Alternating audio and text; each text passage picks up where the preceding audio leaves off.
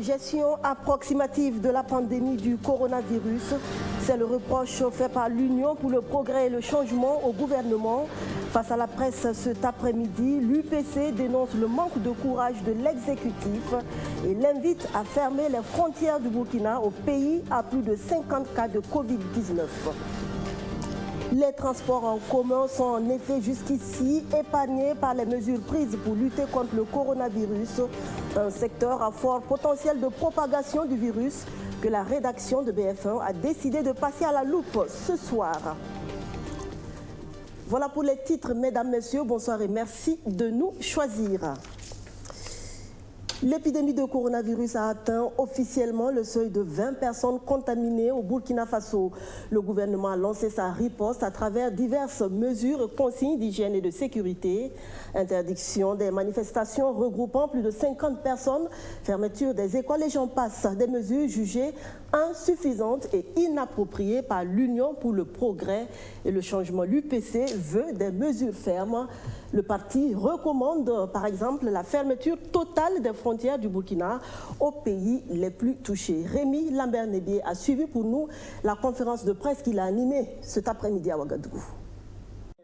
Pour l'Union pour le progrès et le changement UPC, le plan de riposte mis en place par le gouvernement pour éviter la propagation du Covid-19 présente bien d'écueils qui ne sauraient être très efficaces. D'abord, son élaboration n'a pas été participative, relève le Parti du Lion.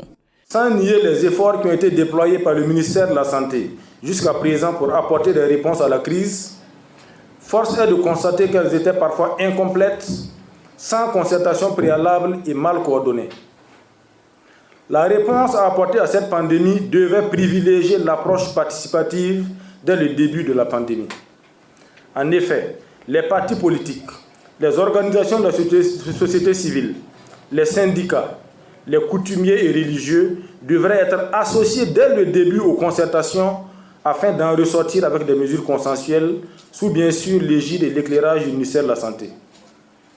Au lieu de cela, les mesures ont été prises en Conseil des ministres et c'est ensuite que le ministère de la Santé a initié des rencontres avec les acteurs pour les en informer et requérir leur collaboration.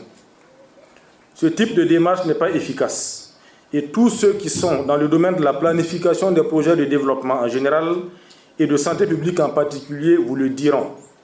Les problèmes prioritaires de santé doivent être définis en associant les communautés. Dans ces conditions, elles adhèrent aux mesures pour lesquelles elles sont partie prenante.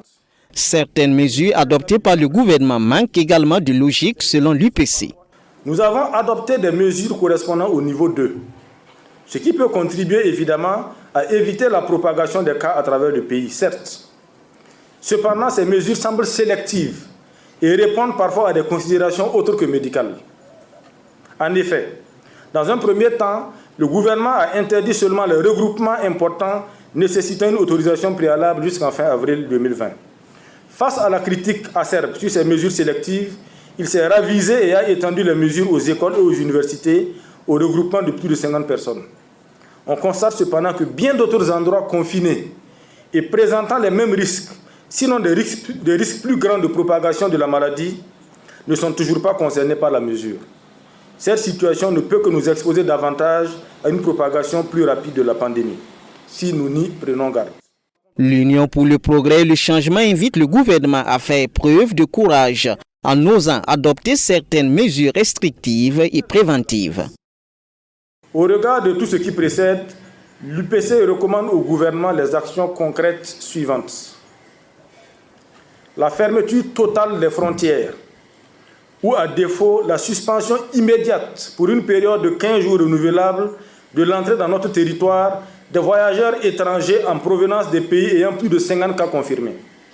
Quant aux ressortissants burkinabés et les résidents permanents non burkinabés, ils seront soumis à une quarantaine obligatoire de 14 jours dès leur entrée sur le territoire national. L'extension immédiate de la mesure d'interdiction des regroupements à tous les milieux sans restriction, pouvant présenter de forts potentiels de dissémination de la maladie. La mise à la disposition des services de santé d'infrastructures adéquates pour les mises en quarantaine. Il faudra d'ores et déjà identifier les infrastructures à réquisitionner pour la circonstance, prévoir des tentes et des unités d'intervention mobiles. la disponibilisation des gels hydroalcooliques à prix subventionné au profit de la population. L'UPC recommande également la mise en place dans les marchés au sein de l'administration du comité de veille sanitaire pour assurer l'application effective des consignes de prévention du Covid-19. Le gouvernement est-il finalement sur la même longueur d'onde que l'UPC quant à la fermeture des frontières pour mieux lutter contre le Covid-19? La réunion tenue ce jour par les ministères en charge des transports et de la santé n'a pas permis d'avoir la réponse à cette question. La réunion entre les deux ministères et les responsables des compagnies de transport aérien et routier s'est tenue à huis clos et les participants se sont gardés de tout commentaire à l'issue de la rencontre. Aux journalistes, ils ont indiqué qu'un communiqué du gouvernement viendrait sanctionner cette réunion et une autre qui était annoncée cet après-midi avec le Premier ministre. Pas d'interdiction de voyager pour l'heure au Burkina Faso, mais les transports en commun se présentant comme des foyers potentiels de transmission du Covid-19. Nous nous sommes intéressés ce mardi aux dispositions prises dans ce secteur pour contrer la pandémie. Archimède Boy. Même à la maison, vous avez des produits pour nettoyer la famille protégée. Les agents de la compagnie de transport Sana Rasmané sensibilisent leurs passagers aux bonnes pratiques d'hygiène pour éviter la propagation du coronavirus. Ici, avant d'avoir accès au bus, une séance de lavage des mains. Une fois à bord, application stricte du gel hydroalcoolique et prise de température. Ça, c'est pour au moins regarder les températures de la personne qui est trop élevée. Parce que nous, on ne peut pas savoir. On n'est pas docteur, on n'est pas médecin. On ne peut pas savoir si c'est ça. Mais quand la température est trop élevée, nous, on te dit, ah bon, vraiment, arrête ton état. Pour le moment, tu ne veux pas voyager dans le bus avec ce qui se passe. Dans les guichets, les employés portent des cache-nez et des gants. Elles prennent ainsi des dispositions pour se protéger.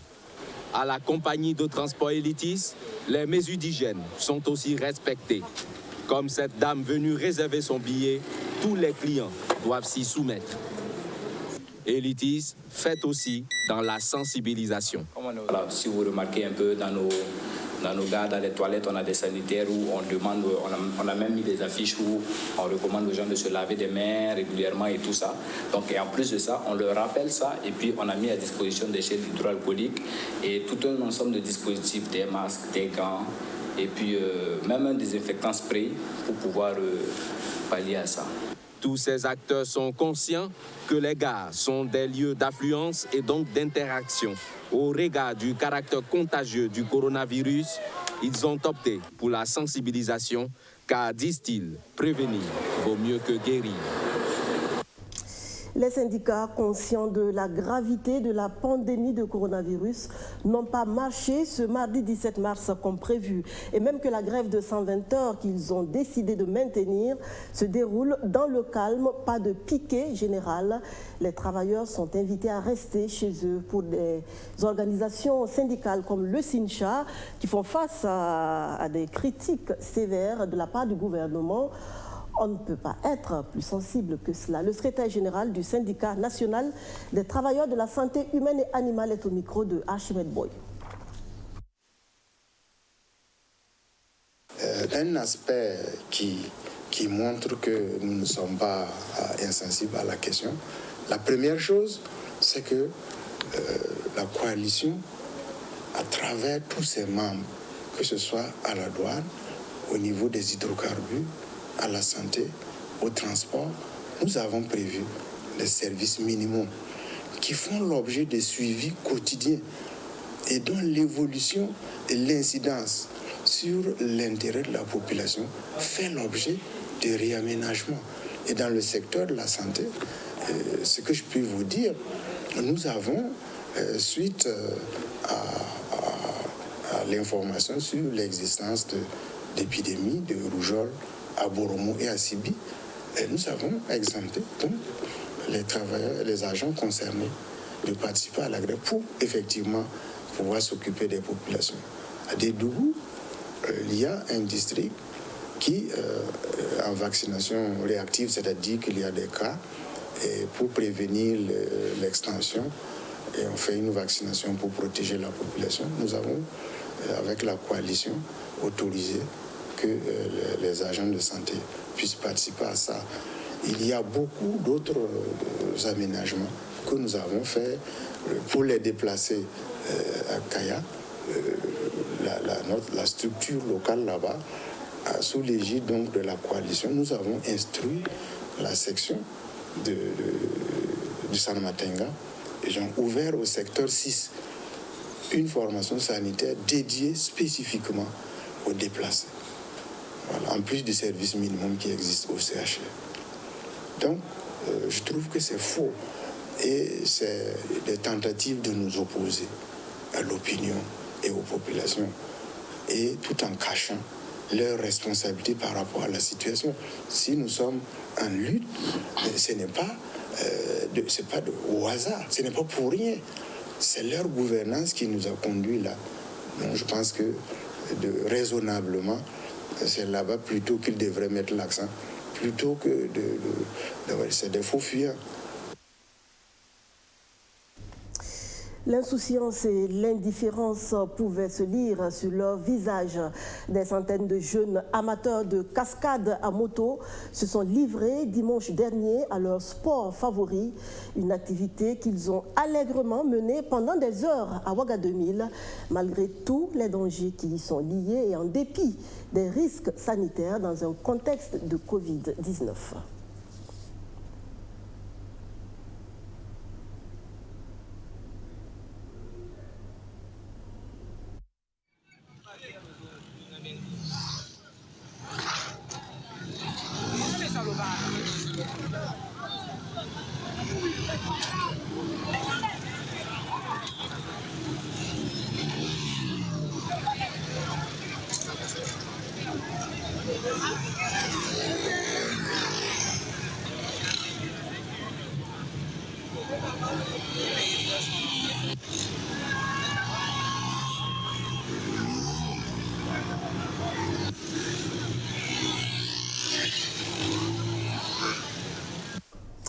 Un mot de politique dans ce journal avec les premières journées parlementaires de l'UPC, des journées tenues les 13, 14 et 15 mars dernier à Tenkodogo avec en toile de fond la réconciliation nationale. Le récit de Justin Amonto.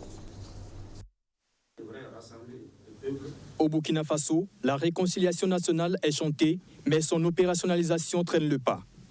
À Tenkodogo, dans la capitale du centre-est, les députés UPC s'interrogent sur leur contribution dans cette quête de réconciliation. Pour nous, la réconciliation nationale doit engager tous les Burkinabés. Cela doit commencer par un appel solennel, une déclaration solennelle du président du Faso pour dire aux Burkinabés qu'il prend en charge et s'engage à faire en sorte que les Burkinabés se réconcilient entre eux. À l'ouverture des travaux de ces premières journées parlementaires de l'Union pour le progrès et le changement UPC, on note la présence du président de l'Assemblée nationale, Bala Alassane Sakandé. Il apprécie la pertinence du thème au regard des enjeux du moment. Je suis venu, j'ai assisté, j'ai vu le thème aussi qui a été avancé, un thème comme évocateur. Et donc pour nous, c'est de souhaiter à tous les députés de ce groupe parlementaire qu'ils puissent faire de belles journées avec de belles réflexions et naturellement, comme son président l'a dit, dont les conclusions seront reversées à qui de droit. Donc pour nous, c'est exprimer à l'ensemble des députés de ce groupe parlementaire notre soutien, parce que nous savons ce que ce groupe aussi fait comme travail à l'Assemblée, et c'est ça aussi la démocratie. À l'issue de ces journées parlementaires, les députés UPC ont formulé des recommandations pour une réconciliation sincère entre les Burkinabés. Considérant que l'État est le principal garant de la sécurité des biens et des personnes, nous, députés du groupe parlementaire UPC, Union pour le progrès et le changement, recommandons 1. L'engagement solennel et officiel du chef de l'État pour le déclenchement du processus de réconciliation nationale. 2. La mise en place d'un forum national sur la réconciliation nationale. 3. la création et la mise en place d'un comité de pilotage de la réconciliation nationale. Ces journées parlementaires du groupe UPC se tiennent dans un contexte de lutte contre le coronavirus. Avant de quitter la région du centre-est, les députés sont allés faire un don de produits d'assainissement au CSPS Urbain 2 de Tengo-Dogo. Fortement touchée par la pandémie de coronavirus, la France prend des mesures fortes. 7 730 cas confirmés, 2 575 personnes hospitalisées, 175 décès. Le pays est entré en confinement en fin de matinée ce mardi. Voici Paris, quelques heures après l'ordre du gouvernement français de plonger la France en confinement à midi pile. Les Français, partout sur le territoire, y compris en Outre-mer, sont priés de ne plus sortir, sauf pour des raisons impérieuses, comme le travail, la santé ou le ravitaillement. Ils risquent une contravention pouvant aller jusqu'à 135 € sans une attestation de déplacement. Les règles sont simples, mais la règle générale est plus simple encore. Restez chez vous. À la gare Montparnasse, certains se sont précipités dans la matinée pour quitter la capitale, loin des recommandations gouvernementales de ne pas voyager. Je vais rentrer chez mes parents pour être dans un endroit un peu plus grand et avoir accès à un espace vert le temps, pour éviter de devenir fou sur Paris. Pour beaucoup d'autres, la seule option est de passer les 15 prochains jours enfermés chez soi. Et cette optique provoque des scènes de panique. Les supermarchés ou autres commerces de nourriture sont pris d'assaut par des Français. Les rayons sont dévalisés et cela augmente l'hystérie générale autour de la peur de la pénurie. D'autant plus que dans les magasins, les clients inquiets de manquer s'entassent sans respecter la règle des 1 mètre entre chaque personne.